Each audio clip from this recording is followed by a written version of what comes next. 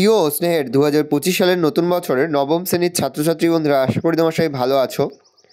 আজ আমরা যে বিষয়টি নিয়ে আলোচনা করব, নবম শ্রেণীর সেকেন্ড সেমিস্টার অর্থাৎ দ্বিতীয় পর্যায়ক্রমিক মূল্যায়নের বাংলার সিলেবাস, প্রশ্নহার এবং নমুনা প্রশ্নপত্র নিয়ে।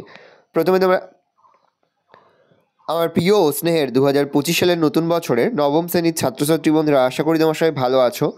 আজ আমরা যে বিষয়টি নিয়ে আলোচনা করব, নবম শ্রেণীর সেকেন্ড সেমিস্টার অর্থাৎ দ্বিতীয় পর্যায়ক্রমিক মূল্যায়নের বাংলার সিলেবাস, প্রশ্নহার এবং নমুনা প্রশ্নপত্র নিয়ে। প্রথমে তোমরা সিলেবাসটা দেখে নাও, কী কী বিষয় তোমাদের সেকেন্ড সেমিস্টার অর্থাৎ দ্বিতীয় পর্যায়ক্রমিক মূল্যায়নে থাকবে। দ্বিতীয় পর্যায়ক্রমিক মূল্যায়নের ক্ষেত্রে ফুল মার্কস থাকবে তোমাদের 50, তার মধ্যে 40 নম্বরের লিখিত পরীক্ষা হবে আর 10 নম্বরে তোমাদের প্রজেক্ট জমা দিতে হবে। 40 নম্বরের লিখিত পরীক্ষা, তার সিলেবাসটা দেখে নাও কী কী বিষয় তোমায় থাকবে নব সৃষ্টি, আকাশে 7টি তারা, চিঠি, আবহমান আর রাধারানী। ব্যাকরণ অংশ থেকে থাকবে বাংলা শব্দভাণ্ডার, ভাবার্থ সারাংশ, শব্দপদ, বিশ্ববিষণ সর্বনাম, বিস্তারিত আলোচনা। তার পাশাপাশি তোমাদের সহায়ক পাঠ বই থেকে থাকবে কর্ভাস গল্পটি। ভালো করে তোমরা সিলেবাসটা দেখে নাও। এবার আমরা নমুনা প্রশ্নপত্রটা দেখে নেব। নবম শ্রেণীর সেকেন্ড সেমিস্টার অর্থাৎ দ্বিতীয় পর্যায়ক্রমিক মূল্যায়নের বাংলার কোশ্চেনটা দেখতে পাচ্ছ। ফুল মার্কস তোমাদের রয়েছে 40 আর সময় তোমাদের রয়েছে 1 ঘন্টা 30 মিনিট। একে থেকে রয়েছে সঠিক উত্তর নির্বাচন করো, যে কোনো 7টি প্রতিবষ্টি মান 1 করে 1 × 7 = 7। বাঙালির সর্বশ্রেষ্ঠ সাহিত্য সৃষ্টি, উত্তর হবে পদাবলী কীর্তন। এরই মাঝে বাংলার প্রাণ শক্তি নিহিত হয় বাংলার পরম সুন্দরী প্রকৃতি রাজ্যে। এরই মাঝে বাংলার প্রাণ শক্তি নিহিত বাংলার পরম সুন্দরী প্রকৃতি রাজ্যে। ছোট্ট একটা ফুল দুলছে সন্ধ্যার বাতাসে। মিসেস বুলের সম্পূর্ণ নাম সারা বুল। রাধারানী রথ দেখতে গিয়েছিল মাহেশে। রাধারানী মালা গেঁথে রথে হাটে বিক্রি করতে গিয়েছিল, কারণ মায়ের পথ্য জোগাড় করতে হবে। তৎসম শব্দ বলতে বুঝি, উত্তর হবে সংস্কৃতের সমান। পুরুষ অনুযায়ী ব্যক্তিবাচক সর্বনামের প্রকার, উত্তর হবে 3টি। অগান্তুক শব্দ হলো, উত্তর হবে বিদেশি শব্দ। 2 থেকে রয়েছে কম বেশি 15টি শব্দে নিচের প্রশ্নগুলির উত্তর দাও, যে কোনো 7টি প্রতিবষ্টি মান 1 করে 1 × 7 = 7। লেখক সৈয়দ মুজতবা আলীর মতে বর্তমান যুগের কোন কোন ভাষা আত্মনির্ভরশীল নয়? লেখক সৈয়দ মুজতবা আলীর মতে বর্তমান যুগের ইংরেজি এবং বাংলা ভাষা আত্মনির্ভরশীল নয়। আকাশে 7টি তারা কবিতায় কবি কিসের ঘ্রাণ অনুভব করেন? আকাশে 7টি তারা কবিতায় কবি নরম ধান, কলমি শাকের গন্ধ যেমন অনুভব করেছেন, সেই রকম চাঁদা সরপুঁটি মাছের মৃদু গন্ধও পেয়েছেন। আবহমান কবিতায় কার যন্ত্রণা নেভে না? আবহমান কবিতায় গ্রাম এবং প্রকৃতিকে বিচ্ছিন্ন মানুষের যন্ত্রণা নেভে না। কিন্তু বিঘ্ন আছে বহু। কোন কাজে বিঘ্ন আছে? ভারতবর্ষে, বিশেষত ভারতের নারী সমাজের সার্বিক উন্নয়নের কাজে প্রচুর বিঘ্ন আছে। রথের হাট শীঘ্র ভাঙিয়া গেল কেন? রথের হাট প্রবল বৃষ্টির কারণে শীঘ্রই ভেঙে গিয়েছিল। রাধারানীর সম্পত্তির অর্থমূল্য কত ছিল? রাধারানীর সম্পত্তির অর্থমূল্য ছিল প্রায় 10 লক্ষ টাকা।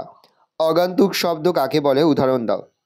যেসব সমস্ত সংস্কৃতের নিজস্ব উৎস থেকে বা অন্য ভাষা থেকে সংস্কৃত হয়ে আসেনি, অন্য ভাষা থেকে সরাসরি বাংলা এসেছে, সেই শব্দগুলিকে, এটা অগান্তুক হবে, অগান্তুক বা কৃতঋণ শব্দ বলতে পারি। উদাহরণ: ইংরেজি শব্দ চেয়ার, টেবিল ইত্যাদি।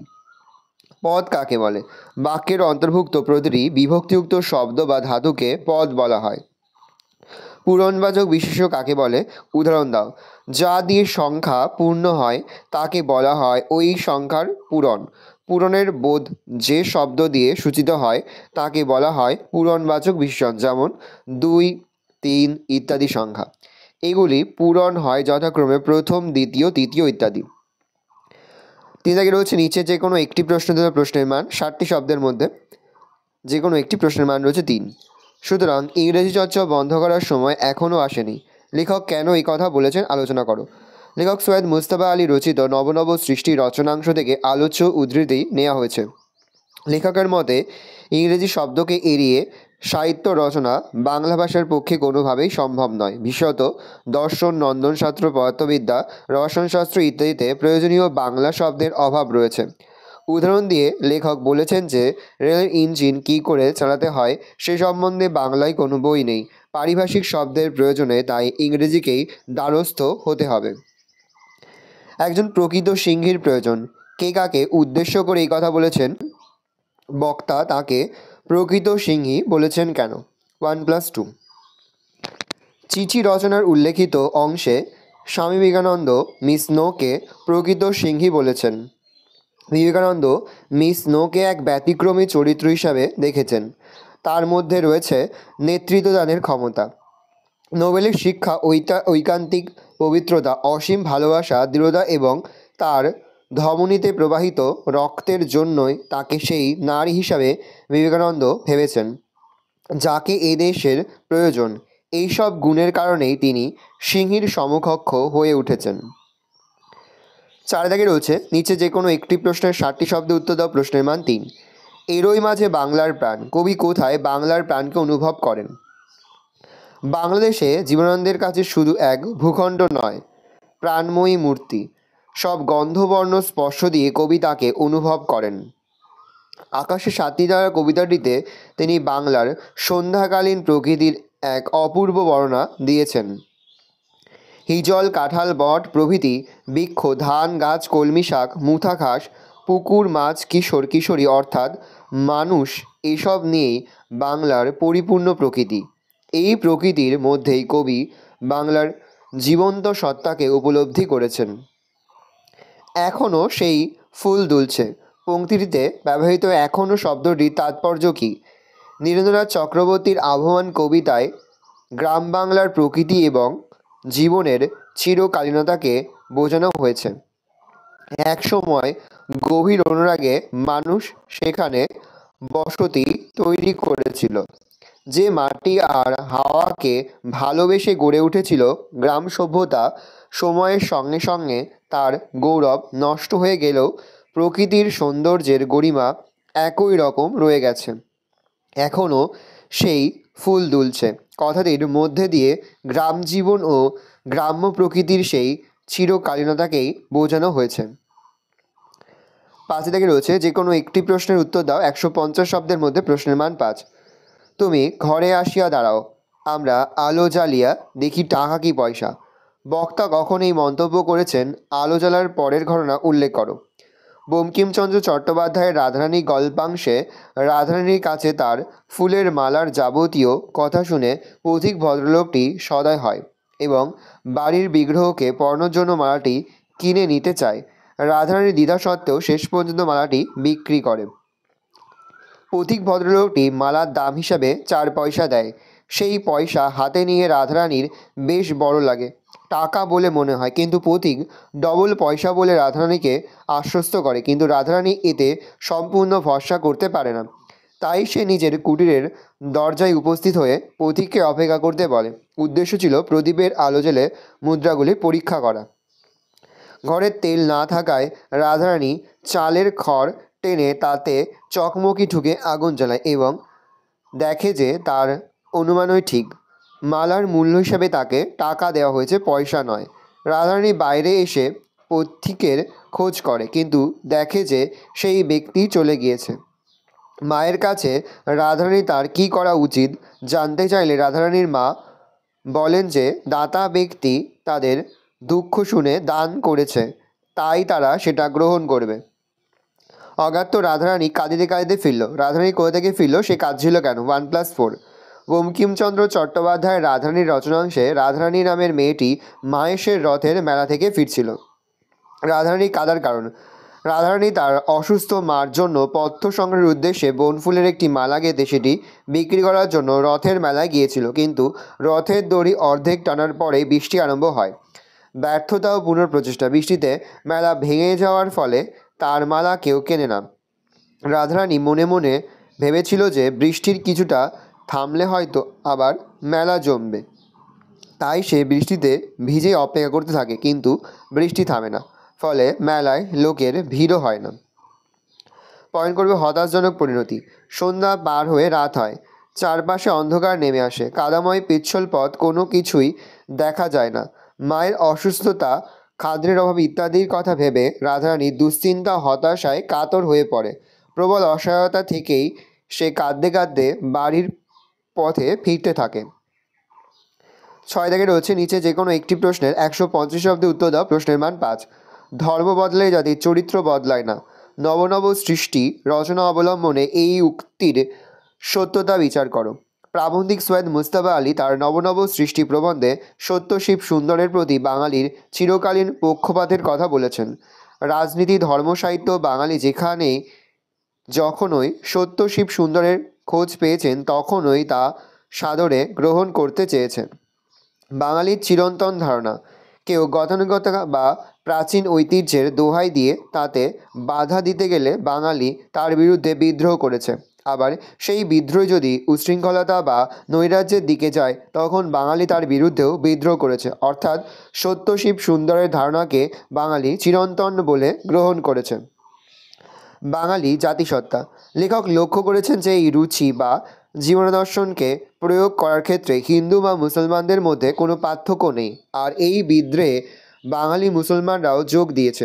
তার কারণ ধর্ম বদলে গেলেও জাতিসত্তা একই থেকে যায়। এই চারিত্রিক বৈশিষ্ট্যটি সমগ্র বাঙালি জাতিরই কোনো বিশেষ ধর্মীয় সম্প্রদায়ের নয়। লেখক সৈয়দ মুজতবা আলী বলেছেন, ধর্ম বদলায় জাতির চরিত্র বদলায় না। বাঙালি মুসলমানরাও বাঙালি জাতিসত্তারই অংশ। তার ধর্ম আলাদা হলেও এদেশের জল হাওয়াতেই তার চেতনা ও জীবনাদর্শের বিকাশ।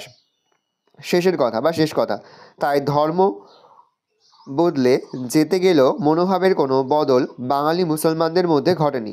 ফুরোয় না, তার কিছুই ফুরোয় না। এখানে কি না ফুরোনোর কথা বলা হয়েছে, কেন কিছুই ফুরোয় না? না ফুরোনোর বিষয়, নীরেন্দ্রনাথ চক্রবর্তীর আবহমান কবিতায় প্রকৃতির কাছে ফিরে যাওয়ার জন্য মানুষ যে চিরকালীন আকাঙ্ক্ষা, তা না ফুরোনোর কথা এখানে বলা হয়েছে।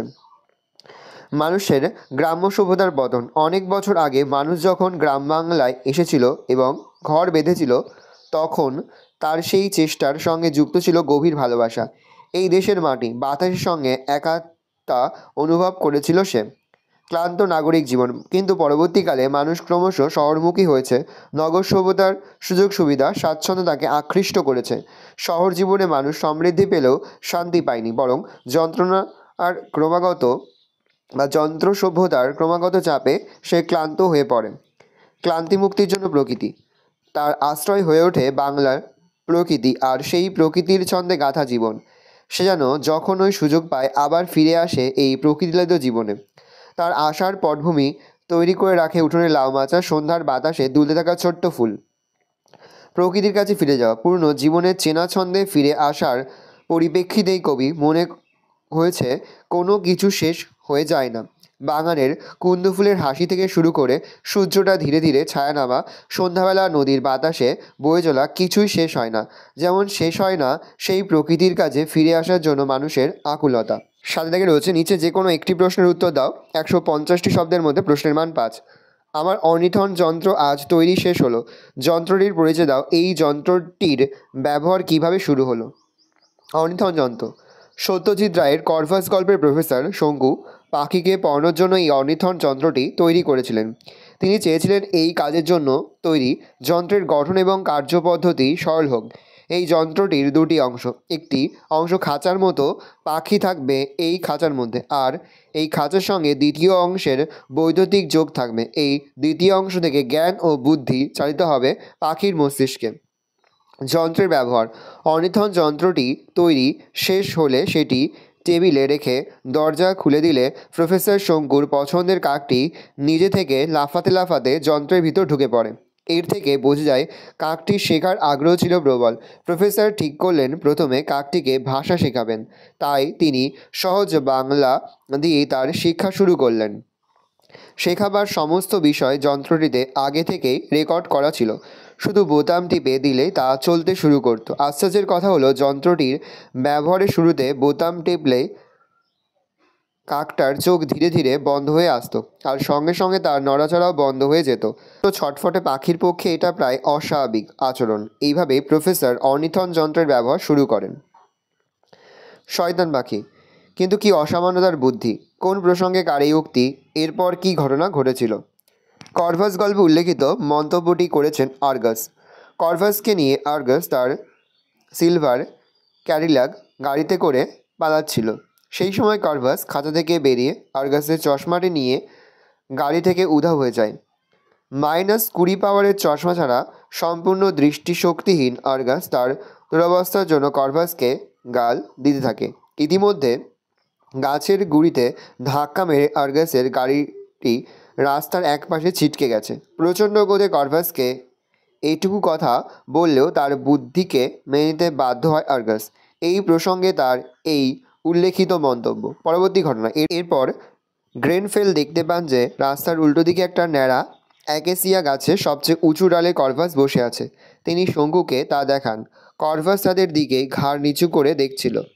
তাকে হাতছানি দিয়ে ডাকতেই সে গোঁত খাওয়া ঘুড়ির মতো গাছের থেকে নেমে এসে শঙ্কুদের মার্সিডিজের ছাদের ওপর এসে বসে। তারপরে খুব সাবধানে আর্গাসের সোনার চশমাটা সামনে নামিয়ে রাখে। 8 দাগে রয়েছে নিচে যে কোনো একটি প্রশ্নের মান 5। প্রথম রয়েছে ভাবার্থ লেখো। প্রশ্নটা ভালো করে দেখে নাও। এবার ভাবার্থ দেখে নাও। আমাদের এই দেশের অধিকাংশ মানুষ কৃষিজীবী, তাই দেশের মঙ্গল কৃষিজীবী মানুষের সঙ্গে বিশেষভাবে জড়িত। তাদের মঙ্গল বাদ দিয়ে দেশের কোনো মঙ্গল হতে পারে না। এবার পরের ভাবার্থটা দেখে নাও। এবার ভাবার্থের উত্তরটা দেখে নাও। লিখবে মনুষ্যতর প্রাণীর জ্ঞান সহজাত, কিন্তু মানুষের মধ্যে নতুন জ্ঞান অর্জন ও ব্যবহার প্রবণতা থাকায় শিল্পকলা ও বিজ্ঞানের উদ্ভব ও প্রসার ঘটেছে মনুষ্য সমাজে। কিন্তু কেউ কেউ মন্দ কাজে বিদ্যাকে ব্যবহার করে বলে বিদ্যাচর্চা বন্ধ করা অযৌক্তিক। শিল্পকলা বা বিজ্ঞানের অপব্যবহারে মানুষই দায়ী, শিল্প বা বিজ্ঞান নয়। ভালো করে দেখে নাও। এই রয়েছে টোটাল তোমাদের সেকেন্ড সামারি অর্থাৎ দ্বিতীয় পর্যায়ক্রমিক মূল্যায়নের নবম শ্রেণীর বাংলার কোশ্চেন পেপার। ভালো কোশ্চেনটা দেখে নাও। আশা করি ভিডিওটা ভালো লেগেছে। ভিডিওটা ভালো লাগলে ভিডিও লাইক করতে ভুলবেন না। আমার চ্যানেল নতুন হওয়া লাল ক্লিক সাবস্ক্রাইব প্রেস করে পাশে বেল আইকন প্রেস করে যখন নতুন কোনো ভিডিও আপলোড করি সবার ফার্স্ট নোটিফিকেশন তোমরা পেয়ে যাও। আর এই ভিডিওটি তোমার বন্ধু বান্ধবী আত্মীয়স্বজন সবার মধ্যে কিন্তু অনেক শেয়ার করে দেড় বছর নবম শ্রেণীতে পড়ছে। আমরা কিন্তু ইতিমধ্যেই নবম শ্রেণীর প্রতিটি বিষয়ে সিলেবাস, প্রশ্নপত্র এবং নমুনা প্রশ্নপত্র কিন্তু আপলোড করে দেয়। এখনও পর্যন্ত সেই ভিডিওগুলো না দেখে থাকো, ভিডিওগুলো কিন্তু তাড়াতাড়ি দেখে নাও। আশা করা যায় প্রতি বছর নেই এবছরও তোমরা আমাদের সাজেশন অংশ থেকে সমস্ত প্রশ্নে কিন্তু কমন পেয়ে যাবে। একেবারে ভিডিও শেষে স্ক্রিনে তোমরা একটা প্লেলিস্ট দেখতে পারবে, তারপরে ক্লিক করলেই সমস্ত ভিডিওগুলো কিন্তু তোমরা পর দেখে নিতে পারবে। ভালো করে দেখে নাও।